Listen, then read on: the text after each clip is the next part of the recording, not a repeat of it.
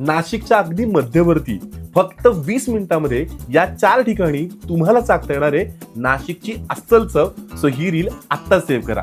जसं सगळ्यांनाच माहितीये नाशिक म्हणजे मिसळ, त्यामुळे आता आपण पहिल्या स्पॉटवर आलेलो आहे मिसळच्या, ते म्हणजे ओम टी हाऊस. 1952 पासून हे आपल्या सेवेसाठी हजर आहेत आणि चव अगदी तशीच्या तशीच आहे. इथे मिसळीमध्ये फरसाण नाही तर शेव असतं आणि काळा मसाल्याचा रस्सा असतो.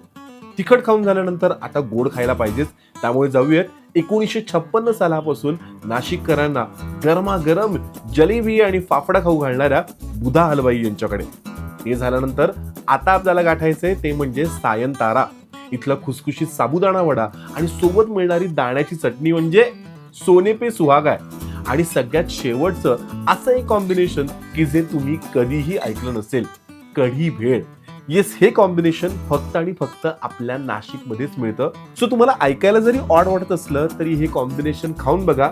नाही तुमच्या तोंडातून एक नंबर असा शब्द निघाला ना तर मी माझं नाव बदलीन. सो मग वाट कसली बघताय?